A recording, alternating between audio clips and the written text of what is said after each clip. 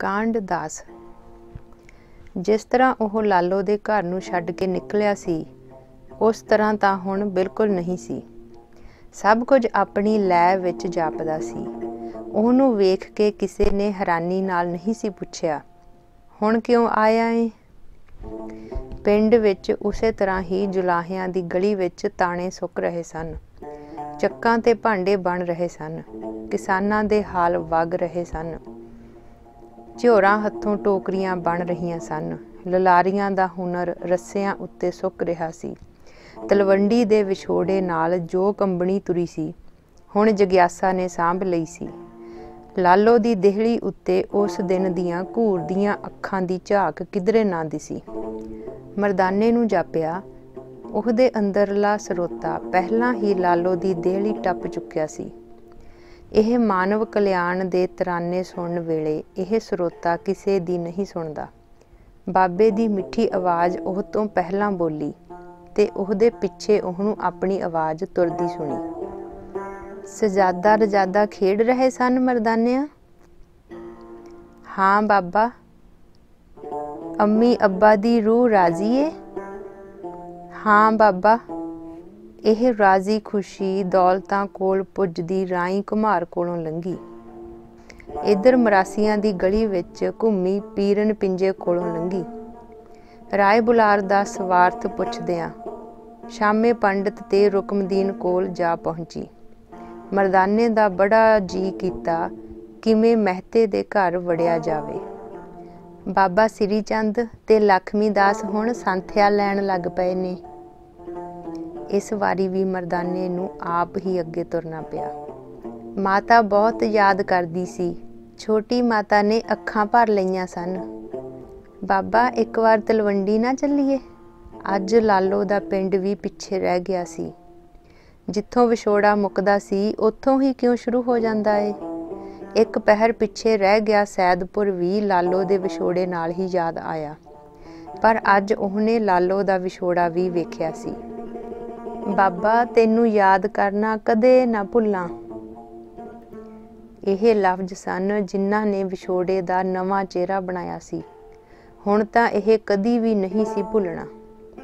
ਕਦੇ ਕਦੇ ਮਰਦਾਨੇ ਨੂੰ ਜਾਪਦਾ ਉਹ ਆਪਣੇ ਹੀ ਵਿਛੋੜੇ ਨੂੰ ਲਾਲੋ ਵਿੱਚ ਜੀ ਰਿਹਾ ਏ। ਇਹ ਸਫ਼ਰਾਂ ਦੀ ਹੋਣੀ ਵਿਚਲੇ ਅਚੰਭੇ ਤਾਂ ਹਰ ਕਿਸੇ ਨਾਲ ਵਾਪਰ ਹੀ ਰਹੇ ਹੋਣਗੇ। ਥੋੜ੍ਹੀ ਦੇਰ ਪਹਿਲਾਂ ਰਸਤੇ ਵਿੱਚ ਜੋ ਆਮ ਲੋਕਾਂ ਦੀ ਭਰਮਾਰ ਸੀ, ਉਹਦੇ ਵਿੱਚ ਲੰਬੇ ਹਰੇ ਚੋਗਿਆਂ ਵਾਲੇ ਫਕੀਰ ਦਿਸਣ ਲੱਗ ਪਏ ਸਨ। ਮਾਤ ਭਾਸ਼ਾ ਵਿੱਚ ਅਰਬੀ ਫਾਰਸੀ ਦੇ ਮਿਲੇ ਜੁਲੇ ਸ਼ਬਦ ਸੁਣਨੇ ਸ਼ੁਰੂ ਹੋ ਗਏ ਸਨ।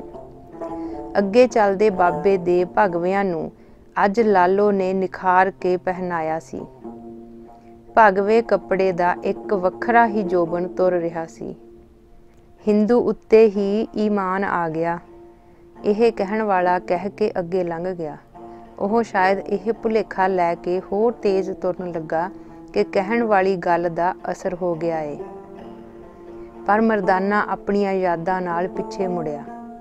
ਇਸ ਖੇਲ ਵਿੱਚ ਕਿੱਥੇ ਅਸੁਮੇਲ ਹੈ ਜਿਸ ਕਰਕੇ ਇਹ ਸਵਾਲ ਉਪਜਿਆ ਸੀ? ਇਹ ਮੈਤੋਂ ਹੀ ਕਿਤੇ ਤਰਤੀਬ ਵਿੱਚ ਕੋਈ ਚੁੱਕ ਤਾਂ ਨਹੀਂ ਹੋਈ? ਆਪਣੇ ਹਰੇ ਪਹਿਰਾਵੇ ਵੱਲ ਵੇਖਿਆ। ਇਹ ਦੋ ਰੰਗਾਂ ਵਿੱਚ ਸਮਾਉਣ ਲਈ ਕਿਤੇ ਮੈਂ ਵੱਖਰਾ ਤਾਂ ਨਹੀਂ ਦਿਸ ਰਿਹਾ? ਉਹ ਕਦੇ ਸਾਹਮਣੇ ਬਾਬੇ ਦਾ ਭਗਵਾਂ ਵੇਖਦਾ, ਕਦੇ ਆਪਣੇ ਚੋਗੇ ਦਾ ਹਰਾਪਣ ਵੇਖਦਾ, ਕਦੇ ਚਫੇਰੇ ਬਿਰਖਾਂ ਦੀ ਫੈਲੀ ਹਰਿਆਲੀ ਦੇਖਦਾ, ਕਦੇ ਭੋਏ ਤੇ ਵਿਛੀ ਘਾਹ ਦੀ ਹਰਿਆਲੀ ਵੇਖਦਾ। ਹਰੇ ਦੀ ਧਿਰ ਬਹੁਤ ਵੱਡੀ ਸੀ। ਫਿਰ ਉਹਦੀ ਨਜ਼ਰ ਚੁਫੇਰੇ ਫੈਲੀ ਹਰਿਆਲੀ ਦੇ ਤਣਿਆਂ ਉੱਪਰ ਗਈ। ਤਣਿਆਂ ਦੀ ਆਪਣੀ ਰੰਗਤ ਸੀ। ਕੋਈ ਵੀ ਰੰਗ ਸੀ, ਸ਼ਾਇਦ ਮਿੱਟੀ ਰੰਗੇ ਦੇ ਨੇੜੇ ਤੇੜੇ ਸੀ। ਬਾਬੇ ਦੇ ਵੀ ਸਭ ਪਹਿਰਾਵੇ ਅਖੀਰਲੇ ਦਿਨਾਂ ਵਿੱਚ ਮਿੱਟੀ ਰੰਗੇ ਹੀ ਤਾਂ ਹੋ ਜਾਂਦੇ ਨੇ। ਬਾਬੇ ਨੂੰ ਵੀ ਤਾਂ ਕੋਈ ਵੀ ਰੰਗ ਪਹਿਨਾਓ, ਅਖੀਰਲੇ ਦਿਨਾਂ ਵਿੱਚ ਉਹਦੇ ਸਭ ਪਹਿਰਾਵੇ ਮਿੱਟੀ ਰੰਗੇ ਹੋ ਕੇ ਹੀ ਉਤਰੇ ਸਨ। ਕਦੇ ਕਦੇ ਮਰਦਾਨੇ ਨੂੰ ਜਾਪਦਾ ਉਹਨੇ ਕੁਦਰਤ ਨੂੰ ਬਹੁਤ ਕਾਹਲੀ ਨਾਲ ਵੇਖਿਆ ਸੀ।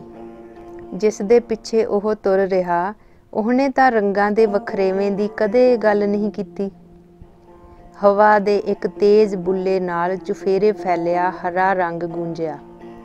ਤੇ ਫਿਰ ਬੇਰੰਗ ਹਵਾ ਦੇ ਬੁੱਲੇ ਉਹਨੂੰ ਛੂਹ ਕੇ ਅੱਗੇ ਲੰਘ ਗਏ। ਪਿੱਛੇ ਰਹਿ ਗਈ ਹਲਕੀ ਹਲਕੀ ਹਵਾ ਦੀ ਗੂੰਜ ਵਿੱਚ ਬਾਬੇ ਦੇ ਇਹ ਬੋਲ ਸੁਣੇ, ਨਾਨਕ ਭਗਤਾ ਸਦਾ ਵਿਗਾਸ, ਸੁਣਿਆ ਦੁੱਖ ਪਾਪ ਕਾ ਨਾਸ।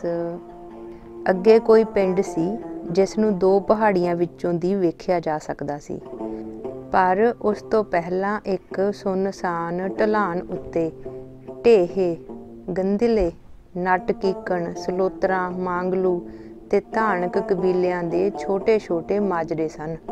ਉਹਨਾਂ ਦੀ ਬੋਲੀ ਦੇ ਬਹੁਤੇ ਲਫ਼ਜ਼ ਭਾਵੇਂ ਸਮਝ ਨਹੀਂ ਸੀ ਆ ਰਹੇ, ਪਰ ਧੁਨਾਂ ਤੋਂ ਪਤਾ ਲੱਗਦਾ ਸੀ ਕਿ ਜ਼ਿਆਦਾ ਸ਼ਬਦ ਭੁੱਖ ਦੇ ਇਰਦ-ਗਿਰਦ ਘੁੰਮ ਰਹੇ ਸਨ। ਆਪਣੇ ਵੱਲ ਆਉਂਦੇ 2 ਫਕੀਰਾਂ ਨੂੰ ਸਭ ਕਬੀਲੇ ਹੈਰਾਨੀ ਨਾਲ ਵੇਖਣ ਲੱਗੇ। ਅੱਗੇ ਤਾਂ ਕਦੇ ਅਜਿਹੇ ਸਜੇ ਹੋਏ ਫਕੀਰ ਉਹਨਾਂ ਇੱਧਰ ਝੋਪੜੀਆਂ ਵੱਲ ਆਉਂਦੇ ਵੇਖੇ ਨਹੀਂ ਸਨ, ਪਰ ਉਸ ਤੋਂ ਪਹਿਲਾਂ ਮਰਦਾਨੇ ਨੇ ਇੱਕ ਅਨੋਖਾ ਨਜ਼ਾਰਾ ਵੇਖਿਆ। ਰਸਤੇ ਦੇ ਐਨ ਵਿਚਕਾਰ ਇੱਕ ਅੱਧਾ ਨੰਗਾ ਬੰਦਾ ਬੈਠਾ ਸੀ। ਉਹਦੇ ਪੂਰੇ ਸਰੀਰ ਉੱਪਰ ਅਲੱਗ-ਅਲੱਗ ਕਿਸਮ ਦੇ ਪੰਛੀ ਬੈਠੇ ਸਨ। ਕੁਝ ਪੰਛੀ ਆਪਣੀ ਵਾਰੀ ਦੀ ਉਡੀਕ ਵਿੱਚ ਉਹਦੇ ਸਿਰ ਉੱਪਰ ਉੱਡ ਰਹੇ ਸਨ। ਬਿਲਕੁਲ ਉਹਦੇ ਸਾਹਮਣੇ ਇੱਕ ਬਿੱਲੀ ਬੈਠੀ ਸੀ। ਉਹ ਮਿਆਊਂ ਮਿਆਊਂ ਕਰਦੀ ਵੀ ਹੱਸਦੀ ਜਾਪਦੀ। ਕੁਝ ਦੂਰੀ ਉੱਤੇ ਬਾਬਾ ਚੁੱਪ-ਚਾਪ ਉਹਦੇ ਸਾਹਮਣੇ ਜਾ ਬੈਠਾ।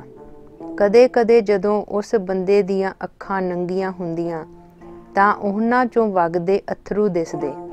ਮੂੰਹ ਵਿੱਚ ਆਇਆ ਕੋਈ ਛੋਟਾ ਪੰਛੀ ਹੌਲੀ ਜਿਹੇ ਚੁੰਝ ਨਾਲ ਅੱਥਰੂ ਪੀ ਜਾਂਦਾ। ਫਿਰ ਬਾਬਾ ਹੌਲੀ ਜਿਹੇ ਉੱਠਿਆ ਤੇ ਗੰਧੀਲੇ ਧਾਨਕਾਂ ਨੱਟਾਂ ਦੀਆਂ ਝੁੱਕੀਆਂ ਵੱਲ ਚੱਲ ਪਿਆ। ਸ਼ਾਮ ਵੇਲੇ ਜਦੋਂ ਉਹ ਵਾਪਸ ਮੁੜੇ, ਉਹ ਬੰਦਾ ਉੱਥੇ ਹੀ ਖੜਾ ਮਿਲਿਆ। ਇਸ ਵੇਲੇ ਪੰਛੀ ਦਰਖਤਾਂ ਉੱਤੇ ਬੈਠੇ ਸਨ। ਉਹਨੇ ਹੱਥ ਜੋੜੇ ਤੇ ਝੁਕਿਆ। ਜੇ ਮੈਂ ਸਿਜਦਾ ਕਰਦਾ ਤਾਂ ਪੰਛੀ ਉੱਡ ਜਾਣੇ ਸਨ ਸਾਈਂ। ਜੋ ਤੇਰੇ ਉੱਤੇ ਬੈਠੇ ਸਨ ਉਹ ਸਭ ਸਿਜਦੇ ਹੀ ਸਨ। ਗੱਲ ਮੁੱਕ ਗਈ ਸੀ। ਦੋਵੇਂ ਆਹਮਣੇ ਸਾਹਮਣੇ ਖੜੇ ਰਹੇ। ਮੁੜ ਕੇ ਕੋਈ ਵੀ ਕੁਝ ਨਹੀਂ ਬੋਲਿਆ। ਲੰਬੇ ਘਾਹ ਦੇ ਚਿੱਟੇ ਬੁੱਬਲਾਂ ਥੱਲਿਓਂ ਹਲਕੀ ਹਲਕੀ ਹਵਾ ਸਰਕ ਰਹੀ ਸੀ। ਨੇੜੇ ਕੋਈ ਉੱਪਲ ਖੱਤਰੀਆਂ ਦਾ ਪਿੰਡ ਆ ਰਿਹਾ ਸੀ। ਤਾਂ ਹੀ ਉੱਧਰੋਂ ਆਉਂਦੇ ਜਜ਼ਮਾਨਾਂ ਦੇ ਚਿੱਟੇ ਨਿੱਖਰੇ ਪਹਿਰਾਵੇ ਦੂਰੋਂ ਚਮਕ ਰਹੇ ਸਨ। ਢੇ ਕਬੀਲੇ ਦੀਆਂ ਤੀਵੀਆਂ ਬਾਕੀ ਬੱਚੇ ਛੱਜਾਂ ਨੂੰ ਸਾਂਭਦੀਆਂ ਪਿੱਛੇ ਰਹਿ ਗਏ ਮਾਜਰਿਆਂ ਵੱਲ ਮੁੜ ਆਈਆਂ ਸਨ। ਸਦਮੇ ਵਰਗੀ ਹਾਲਤ ਵਿੱਚ ਲੰਘਦੇ ਚਿਹਰਿਆਂ ਵਿੱਚੋਂ ਕਿਸੇ ਕਿਸੇ ਦੀ ਨਜ਼ਰ ਬਾਬੇ ਵੱਲ ਝੁਕਦੀ। ਪਿੰਡ ਦੇ ਟੋਭੇ ਤੋਂ ਜਾਣੀ ਪਛਾਣੀ ਗੰਧ ਆਈ, ਪਰ ਬਾਬਾ ਪਿੰਡ ਤੋਂ ਬਾਹਰ ਨਿਕਲਦੀ ਪਗਡੰਡੀ ਵੱਲ ਘੁੰਮ ਗਿਆ ਸੀ, ਜਿਸ ਨੇ ਇਕੱਲੀ ਖੜੀ ਪਹਾੜੀ ਦੇ ਉੱਪਰੋਂ ਟੱਪ ਕੇ ਲੰਘਣਾ ਸੀ। ਹਲਕੀ ਹਲਕੀ ਬੱਦਲਵਾਈ ਹੋਈ ਸੀ। ਮਰਦਾਨੇ ਨੇ ਪਹਾੜੀ ਉੱਤੇ ਖੰਮਣੀ ਵਾਂਗ ਲਿਪਟੀ ਸਤਰੰਗੀ ਪੀਂਘ ਬਣਦੀ ਵੇਖੀ, ਜਿਸ ਉੱਤੇ ਉੱਡਦੇ ਪੰਛੀ ਉਹਨਾਂ ਰੰਗਾਂ ਵਿੱਚ ਦੀ ਲੰਘਦੇ ਦਿਸਦੇ। ਜੇ ਹੁਣੇ ਕੁਝ ਦੇਰ ਪਹਿਲਾਂ ਉਹਨੇ 2 ਨਜ਼ਰਾਂ ਦਾ ਮਿਲਣ ਨਾ ਵੇਖਿਆ ਹੁੰਦਾ ਤਾਂ ਉਹ ਜ਼ਰੂਰ ਉਸ ਪਹਾੜੀ ਵੱਲ ਮੂੰਹ ਕਰਕੇ ਰਬਾਬ ਵਜਾਉਂਦਾ ਬਾਬੇ ਤੇ ਪੰਛੀਆਂ ਵਾਲੇ ਬੰਦੇ ਦੀ ਮਿਲਣੀ ਬਾਰੇ। ਪਰ ਉਹ ਤੱਕਣੀਆਂ ਤਾਂ ਧੁਨਾਂ ਨਾਲੋਂ ਵੀ ਸੁਰੀਲੀਆਂ ਸਨ। ਕਦੇ ਕਦੇ ਬਾਬੇ ਦੇ ਗੁੱਟ ਤੇ ਬੰਨਿਆ ਇੱਕ ਛੋਟਾ ਜਿਹਾ ਘੁੰਗਰੂ ਛਣਕਦਾ ਸੁਣਦਾ, ਜੋ ਨੱਟਾਂ ਦੇ ਬੱਚਿਆਂ ਨੇ ਬਾਬੇ ਨਾਲ ਖੇਡਦਿਆਂ ਬੰਨ੍ਹ ਦਿੱਤਾ ਸੀ। ਬਹੁਤ ਹੀ ਛੋਟਾ ਜਿਹਾ ਘੁੰਗਰੂ ਕਿਸੇ ਬਰੀਕ ਤੰਦ ਨਾਲ ਬੰਨਿਆ ਸੀ। ਹੁਣ ਉਹ ਖੜੀ ਪਹਾੜੀ ਦੀ ਚੋਟੀ ਤੇ ਪਹੁੰਚ ਕੇ ਥੱਲੇ ਵੱਲ ਉਤਰਨ ਲੱਗੇ। ਜਦੋਂ ਸਤਰੰਗੀ ਪੀਂਘ ਵਿੱਚੋਂ ਲੰਘੇ ਪਤਾ ਹੀ ਨਹੀਂ ਲੱਗਿਆ।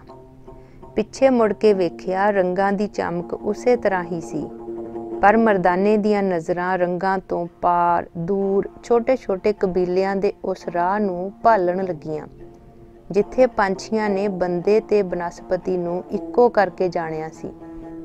ਬੜੇ ਸੰਘਣੇ ਬ੍ਰਿਛ ਸਨ, ਪਰ ਜੰਗਲ ਨਹੀਂ ਸੀ ਲੱਗ ਰਿਹਾ। ਪਗਡੰਡੀ ਤਣਿਆਂ ਕੋਲੋਂ ਖਹਿੰਦੀ ਬੂਹਿਆਂ ਕੌਲਿਆਂ ਦਾ ਭੁਲੇਖਾ ਪਾਉਂਦੀ।